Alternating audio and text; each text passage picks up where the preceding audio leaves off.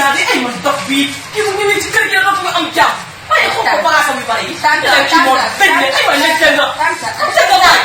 fay am ay dëkkandoo ay tante bàyyi ni nga mel tante kii bu xel mi neexul sax nga war koo mën a comprendre tante gis nga ni mu mel yéen a yem képp tante boo toogee ni yéen yi dafa ko xaw a tànn rek waaye yéen a taxul ngeen doon ñëwal bul dem kaay ngeen may def léegi maa ngi lay seet xam naa ne la xam nga la xam nga yàlla toogal kii yaramam neexul bu yaramam neexoon du def yéen yi bu meloon ni sa doom bi du ko def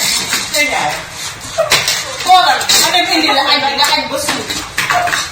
na nga xam ne su ma bu ko fi indi foofu sax naa ne wax li ngeen doon yaa ngi koy tane waaye tane woo ko day yéene yam képp topp kon buñ laa dund ko ngeen génn kër gi rek am añam da ngeen bool boo xam lekk na ba waxul génn kër gi de yow yaa ko wax ñun ñëpp rek yow boo ko yem ci kër gi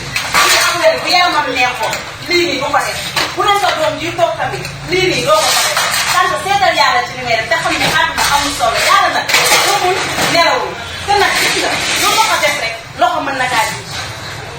déedéet loolu loxo def rek loxo mën na ko dindi xanaa yàlla sunu borom waaye lu waay def sa bopp lay ko ji yaay la dindul rek waaye wax ko wax léegi lay ko ji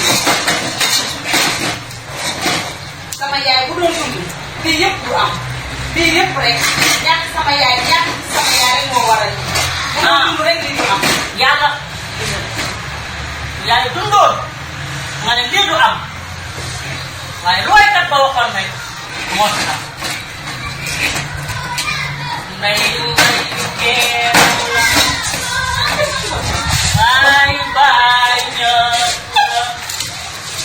sama yaay deena gisuma ku ma lay mën a weccee